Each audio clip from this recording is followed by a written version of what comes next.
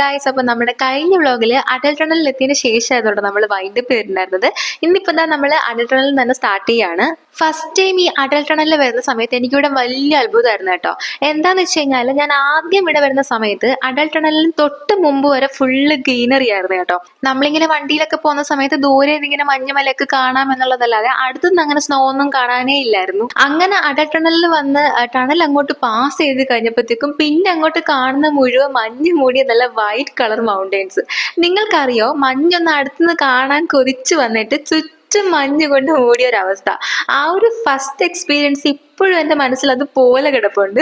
ഇപ്പോഴത്തെ അവസ്ഥ എന്താണെന്ന് എനിക്ക് അറിയില്ല കേട്ടോ. ഫുള്ള് മഞ്ഞുമൂടി കിടക്കുകയാണോ എന്താണെന്ന് നമുക്ക് നേരിട്ട് തന്നെ പോയി കാണാം. അങ്ങനെ ഏകദേശം 9 കിലോമീറ്റർ ഈ ടണലിൽ കൂടെ യാത്ര ചെയ്ത് നമ്മളിതാ പുറത്തെത്തിയിരിക്കുകയാണ്.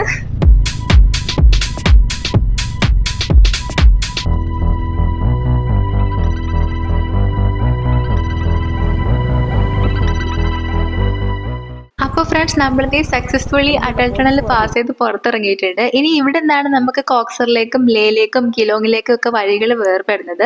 നമ്മൾ എന്തായാലും ഇത്തവണ പോകാൻ ഉദ്ദേശിക്കുന്നത് കോക്സറിലേക്കാണ്. പക്ഷെ ഇന്ന് എന്തായാലും അങ്ങോട്ടേക്ക് പോകുന്നില്ല. കാരണം ഇത് അടൽ ടണൽ പാസ് ചെയ്ത് പുറത്തിറങ്ങിയപ്പോൾ തന്നെ അത്യാവശ്യം നന്നായിട്ട് തണുപ്പ് കൂടിയിട്ടുണ്ട്. മാത്രമല്ല, തണുപ്പ് കൂടുന്നതനുസരിച്ച് വാമിക്കുട്ടിയുടെ മൂടും വല്ലാണ്ട് മാറുന്നുണ്ട്. ആളെ നിർബന്ധമൊക്കെ സ്റ്റാർട്ട് ചെയ്തിട്ടുണ്ട്. അപ്പൊ ആളെ ഒരുപാട് നേരം ഇവിടെ തന്നെ നിർത്തി നമ്മൾ സീൻ വഷളാക്കുന്നില്ല.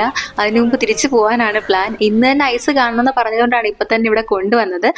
മാത്രമല്ല, നമുക്ക് നാളെ കുറച്ചുകൂടെ നേരത്തെ വരാം. നേരത്തെ വരുമ്പോഴത്തേക്കും നമുക്ക് കുറച്ചും കൂടെ പ്രിപ്പയർഡ് ആയിട്ട്, അതായത് കുറച്ചും കൂടെ വിന്ററിനെ റെസിസ്റ്റ് ചെയ്യാൻ പറ്റുന്ന ക്ലോത്ത് ഒക്കെ ഒന്ന് സെറ്റ് ആക്കിയിട്ട് നാളെ നമുക്ക് കുറച്ചുകൂടെ നേരത്തെ വരാം. തണുപ്പ് വല്ലാണ്ട് അങ്ങോട്ട് കൂടിയിട്ട് ആള് തറയിൽ പോലും നിൽക്കുന്നുണ്ടായിരുന്നില്ല കേട്ടോ. കുറെ നേരം ഞാൻ എടുത്തുകൊണ്ട് തന്നെ നിൽക്കായിരുന്നു. ചെറിയ കുട്ടികളെയും കൊണ്ട് ഇതുപോലത്തെ ട്രിപ്പൊക്കെ പ്ലാൻ ചെയ്യുന്നുണ്ടെങ്കിൽ നമ്മൾ കുറച്ചൊന്ന് പ്രിപ്പയർഡ് ആയിട്ടിരിക്കുക കേട്ടോ. അതായത് അവരെ കൂടുതലൊന്ന് മോണിറ്റർ ചെയ്യുക. അവർക്ക് എന്തെങ്കിലുമൊക്കെ അസ്വസ്ഥതകൾ ഫീൽ ചെയ്യുന്നുണ്ടെങ്കിൽ അതിനനുസരിച്ച് നമ്മുടെ പ്ലാൻ മാറ്റാൻ വേണ്ടിയിട്ട് നമ്മൾ സ്വയം ഒന്ന് മുൻകരുതൽ എടുത്തിരിക്കുക. അപ്പൊ നമ്മൾ തിരിച്ച് മണാലിയിലേക്ക് തന്നെ പോവാണ് കേട്ടോ. ഇനി ഇവിടെ നിന്ന് നല്ല പണി കിട്ടും. തണുപ്പ് ഭയങ്കരമായിട്ട് കൂടുന്നുണ്ട്, ഒരു രക്ഷയില്ല. അപ്പൊ നമുക്കിനി മണാലിയിൽ ചെന്നിട്ട് കാണാം. അങ്ങനെ നമ്മൾ തിരിച്ച് മണാലിയിൽ എത്തി കേട്ടോ. നമ്മൾ തിരിച്ച് ഹോട്ടലിലേക്ക് പോകുന്ന വഴിക്ക് ഡൊമിനോസ് കണ്ട് അങ്ങനെ ഡൊമിനോസിൽ കയറിയതാണ്. മണാലിയിൽ എത്തിയപ്പോഴത്തേക്കും മാമിക്കുട്ടി ഓക്കെ ആയി കേട്ടോ. ഡൊമിനോസൂടെ കണ്ടപ്പോഴത്തേക്കും ആൾ ഡബിൾ ഓക്കെ ആയി. ഫൈനലി നമ്മളിതാ ഹോട്ടലിൽ തന്നെ തിരിച്ചെത്തിയിട്ടുണ്ട്. ഇപ്പൊ ഡിന്നർ ടൈം ആണ്. നമുക്ക് കഴിക്കാൻ വേണ്ടിയിട്ടുള്ളത് ചോറുണ്ട്, ചപ്പാത്തി ഉണ്ട്, ചിക്കൻ കറി ഉണ്ട്, പനീർ ബട്ടർ മസാല ഉണ്ട്, പിന്നെ ഡാൽ കറി. അങ്ങനെ കുറച്ച് ഐറ്റംസ് ആണ് കേട്ടോ. നമ്മൾ പറഞ്ഞ് ഉണ്ടാക്കിച്ചാണ് കേട്ടോ. അത്യാവശ്യം നമ്മൾ പറയുന്ന കണക്കൊക്കെ അവർ ചെയ്തു തരും കേട്ടോ. അത്യാവശ്യം നല്ല ഫുഡായിരുന്നു. സ്പെഷ്യലി എൻ്റെ ഫേവറേറ്റ് പനീർ ബട്ടർ മസാല നല്ല കിഡുമായിട്ട് ചെയ്തു തന്നിട്ടുണ്ട് കേട്ടോ. വാമിക്കുട്ടി അച്ഛൻ ഫുഡ് കഴിച്ച് കഴിഞ്ഞു കേട്ടോ. ആളെന്നെ ഫുഡ് കഴിക്കാൻ സമ്മതിക്കുന്നുണ്ടായിരുന്നില്ല. അങ്ങനെ ഏട്ടൻ അവളെ കൊണ്ടൊന്ന് മാറി നിൽക്കുകയാണ്.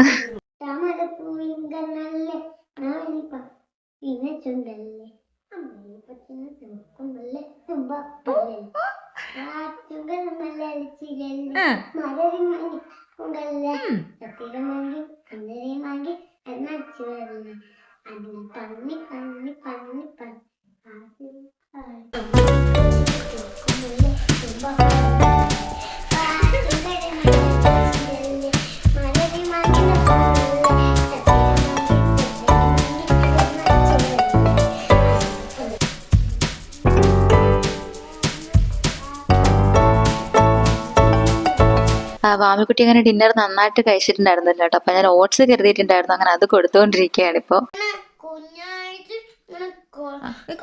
കറി പറ്റാത്ത ഭാഗം കൊച്ചിന് കുഞ്ഞായിട്ട് കൊടുക്കും.